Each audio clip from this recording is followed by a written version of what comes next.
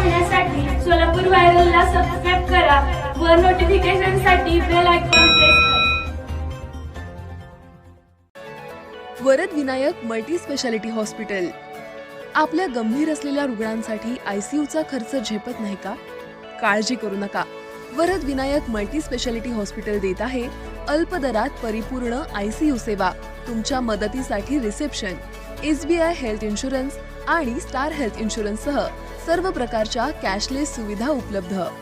24 तास आपत्कालीन सुविधा, high speed, high resolution ultrasonic sonography, ECG ventilator, cardiac monitor, medical, ambulance, digital X ray, pathology विभाग तसंच मुलांच्या आरोग्यासाठी सुसज्ज असे स्वतंत्र बालरोग विभाग.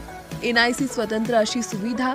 गोरगरिबांसाठी हॉस्पिटल अंतर्गत महात्मा ज्योतिबा फुले जन आरोग्य योजना व प्रधानमंत्री जन आरोग्य योजना. आध्यात्मिक व सांप्रदायिक विचारमार्गांचे केंद्रबिंदू व संत विचारांचा अगाध महिमा संपन्न असणाऱ्या पवित्र संतभूमी आपल्या मंगळवेढा तालुक्यातील सिद्धापूर येथील मातृलिंग गणेश यात्रेच्या प्रारंभी आपल्या मतदारसंघाचे पाणीदार आमदार श्री समाधानदादा आवताडे साहेब यांनी खासदार जयसिद्धेश्वर शिवाचार्य महास्वामीजी तसेच आमदार श्री विजयकुमारजी देशमुख यांच्यासह मंदिरात आयोजित केलेल्या श्री गणपती अभिषेक तसेच श्री गणेश पूजेस उपस्थित राहून श्री गजाननाचे भक्तिभावाने दर्शन घेतले व महायज्ञाचेही मनोभावे पूजन करून आपल्यावरील जबाबदारी सार्थ ठरावी यासाठी कायम प्रयत्नशील राहण्याचा संकल्प केला. आजपासून येथील यात्रेला प्रारंभ होतो. मोठ्या संख्येने भाविक भक्त दर्शनासाठी येत असतात. उपस्थित सर्वांना यात्रेच्या भक्तिमय शुभेच्छा देत यात्रेनिमित्त आमदार दादाश्री यांनी सर्वांशी हितगुज जातले. तालुक्यावरील आणि मतदारसंघावरील दुष्काळाचे सावट दूर होऊन शेतकरी कष्टकरी यांची पहाड सोनेरी व्हावी याकरिता गणेशाचरणी प्रार्थना केली. सदर मंगलमय प्रसंगी आमदार दादाश्री यांनी तामदर्डी बंधाऱ्याच्या आपल्या गावकऱ्यांच्या मागणीविषयी तात्काळ निधीची उपलब्धतेकरिता प्रयत्नवत आहोत व तात्काळ निधी मिळेल हा विश्वास ग्रामस्थांना देत आपल्या हक्काचे पाणी आपण मिळवून राहू आणि ते टिकू ही ग्वाही देत आमदार महोदयांनी संवाद साधला. यावेळी खासदार श्री जयसिद्धेश्वर शिवाचार्य महास्वामीजी, आमदार श्री विजयकुमारजी देशमुख तसेच श्री प्रणव परिचारक, श्री मातृलिंग देवस्थान ट्रस्टचे अध्यक्ष भीमगोंडा पाटील, उपाध्यक्ष श्री कल्लाप्पा पाटील, श्री राजन पाटील, गणेश गावकरे, श्री प्रमोद म्हमाणे, श्री सिद्धू सावकार, श्री गंगाधर काकणगी, मी सरपंच रसूल मुलानी, श्री सिद्धू कोळी, श्री मल्लू कुंभार आणि आदी मान्यवरांसह ग्रामस्थ बहुसंख्येने उपस्थित होते. निमित्तानं सालाबादप्रमाणे यात्रा जी संपन्न होती त्या यात्रेच्या निमित्तानं सर्व ट्रस्ट मंडळींची इच्छा होती की पाणी आणून 8 दिवस 4 दिवस नंतर सोडायला पाहिजे. तर ज्यावेळेस डॉक्टर बी आता सांगत होते. तर या निमित्तानं मला सांगायचं आहे की तिकडं आपण जर 4 दिवस खाली पाणी सोडलं असतं मालकांना तिथं मालकांची यात्रा होती, गटा यात्रा होती. सोलापूरला पाणी पोचायला पाहिजे होतं. सोलापूरला सुद्धा पाणी त्या निमित्तानं कमी मिळत होतं. तर अशा परिस्थितीमध्ये कधी काही काळी आपण ही अशाच पूजा स्त्रींना वरती घेऊन पूजा आपण केलेलीच आहे. उन्हाळ्याचे दिवस आता येणारच आहेत. तर हे पाणी आपण जर अडवलं नसतं तर नक्की शेतकऱ्यांची अडचण होत होती. त्यामुळं ट्रस्टी असतील, आपले गावचे सरपंच असतील, रसूलभाई, सर्व उपसरपंच सदस्य आणि ट्रस्टी मंडळी यांनी मान्य केलं की स्त्रींची पूजा सालाबादप्रमाणे तर आपण करणारच आहोत, परंतु शेतकऱ्यांची अडचण होऊ नये त्याकरिता पाणी अडवण्याचंही ठरलं. की जरी आपल्याला पूजा वरती करावं लागली तरी करू, पण शेतकऱ्यांची अडचण होऊ नये यासाठी सुद्धा सर्व ट्रस्टी मंडळी, गावकरी मंडळींनी त्या निमित्ताने केलं. त्यांचंही मनापासून मी सर्वांचं आभार मानतो. आणि अशाच पद्धतीनं आपण आता सगळ्यांचीच इच्छा आहे की यामध्ये पालकमंत्री असताना आपण ते कठडा वगैरे बांधून घेतलं तसं दाबून, परंतु या पुढच्या कालावधीमध्ये आपण जे आपल्याला थोडंसं असंच काम करावं लागणार आहे. आता जवळजवळ 5 कोटी रुपये आपल्याला इथं हे होतंय तीर्थक्षेत्राच्या ह्याच्यामध्ये मिळतील आपल्याला. तसा प्रस्ताव करून नक्कीच या पुढच्या कालावधीमध्ये इथल्या भागाला सुशोभीकरण असेल, डेव्हलपमेंट असेल किंवा आतल्या मंदिराची जरी हे करायचं झालं तर त्याला परवानग्या काय होतंय जलसोबत अशी मिळत नाही. आपण भाषणात बोलून उपयोग नाही, त्याला करूनच दाखवू सगळ्यांनी मिळून. सगळ्यांनी मिळून आपण करून दाखवू. भाषण करत बसण्यात काय त्याला काय अर्थ नसतोय. तर या पुढच्या कालावधीमध्ये नक्कीच मातृलिंगाची आपण सेवा म्हणून असेल किंवा ज्या पद्धतीनं आपण काम करतोय तर नक्कीच या पुढच्या कालावधीमध्ये जो आता आपल्याला समोर दुष्काळाचं सावट आहे, मी मातृलिंग गणपतींना साकडं घालतो की या दुष्काळाच्या सावटमधनं आज मी 100% भरलेलं आहे. विहिरीचं पाणी वरचीवर कमी होत होतं. परवा पाणी वाटपाची मिटिंग झाली. त्या मिटिंगमध्ये सुद्धा बरंच खडाजंगी झाली. आपण पेपरच्या माध्यमातून याच्यातून वाचत असालात.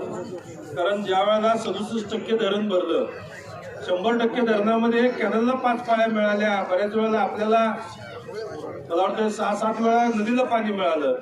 परंतु 100% धरण भरून जर आपल्याला एवढं पाणी मिळत असेल तर 67% भरून का मिळालं नाही? आज मला वाटतं नदीला दुसरीच वेळ असेल आणि कॅनलला बी दुसरी वेळ आहे. मी 2 पाळ्या आपल्याला मिळते त्या.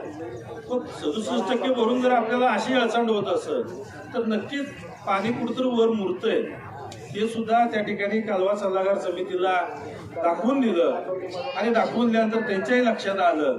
म्हणून आता कॅनलला काही शेतकऱ्यांचे मलाही फोन आले, अहो पाण्याची आत्ता गरज नाही, 15 दिवसांनी सोडा, असंही मला सांगितलं गेलं.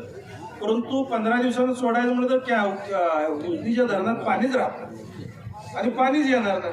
त्यामुळे आता गडबडीने आपण सोडायला लावलंय आणि आता मायनसच्या ह्याच्यात धरण चाललं. त्यामुळे नदीला परत एकदा अजून एखाद्या वेळेस पाणी येईल. ते सोलापूरचं पाणी मिळायचं म्हणून येणार आहे. भविष्य काळात काही गोष्टीचा आपल्याला मोठं ह्याच्यामध्ये लढा द्यावा लागणार आहे की या पुढच्या कालावधीमध्ये ज्या वेळेला सोलापूरला शहराला जलवाहिनी म्हणजे डायरेक्ट पाणी जर पिण्याच्या पाणी आता पिण्याच्या पाण्या नावाखाली गड्डा यात्रेला पाणी कमी पडतंय म्हणून हे पाणी आपल्याला आलं.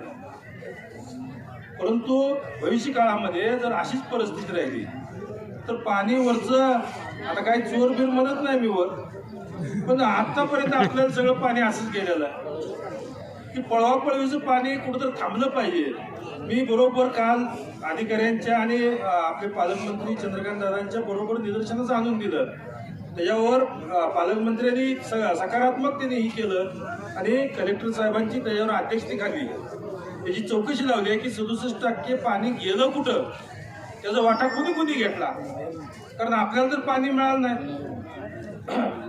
आपल्या वाट्याचं 6.25 TMC पाणीतलं आपल्याला 1.5 TMC मिळालं. पाणी गेलं कुठं? ठीक आहे, 100% जर भरला असेल तर आम्हाला 6.25 TMC 6 TMC मिळालं पाहिजे. पण आज आपल्याला 67% भरून सुद्धा 1.5 TMC मिळते. हे कुठंतरी विचित्र दिसतंय. तर या सगळ्या पाण्याची सुद्धा चौकशी कलेक्टर महोदय करत आहात आणि नक्कीच चोरलेलं पाणी आता उघडकीस येऊन या पुढच्या कालावधीमध्ये त्यालाही अटकाव घालून तेही पाणी आपल्याला जसं आहे ते मिळवण्याचा या ठिकाणी आपण प्रयत्न करतोय.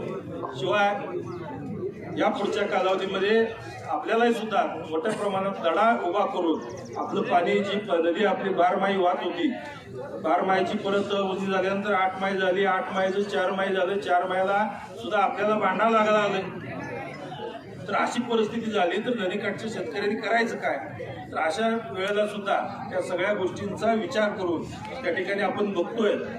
मी विधानसभेमध्ये सुद्धा आरळी बंधारा ते माचमूर बंधारा हे जवळजवळ 19 किलोमीटरचं अंतर आहे. त्याच्यामधल्या शेतकऱ्यांनी म्हणजे तामदर्डी, राटेवाडी, बोराळच्या मध्ये जी शेतकरी आहेत त्या शेतकऱ्यांना कायम अडचण होत होती. त्यामुळं मी आदरणीय देवेंद्रजी फडणवीस साहेबांना विनंती करून तामदर्डी बंधाऱ्याला सुद्धा आता 35 कोटी देण्याचं मी त्या ठिकाणी कबूल करतोय आणि तो सुद्धा बंधारा येणाऱ्या कालावधीमध्ये लवकरात लवकर पूर्ण होईल, जेणेकरून आपल्याकडची 7-8 गावं हे तुम्हाला सुद्धा पाण्याचा लोड कमी येतो. ते नंतर तुम्ही एकदम मोठंच बघायला बघताय माझ्यावर. जरा थोडक्यात करत गेलं म्हणजे काय होतंय, आपण एकदम मोठं म्हणजे हे करण्यापेक्षा वडापूर तेही होणार आहे. पण तत्पूर्वी जर हे झालं तर नक्कीच तिथल्या आपल्या गावातल्या जवळजवळ आपल्या सर्व प्रकारच्या ऑपरेशनची सोय, नर्सेसद्वारे रुग्णांवर देखरेखीची मोठ्या प्रमाणात सोय, पहिल्या व तिसऱ्या रविवारी तज्ज्ञ डॉक्टरांच्या व्हिजिट, चला तर मग अचूक निदानासाठी सिलेक्शन करूया आपल्या आरोग्याच्या साथीदाराला. वरद विनायक मल्टी स्पेशालिटी हॉस्पिटलवर विश्वास ठेवूया. Varad Vinayak multi speciality hospital, मस्जिद जवळ, कराड रस्ता, पंढरपूर. संपर्क 84 46 63 63 99.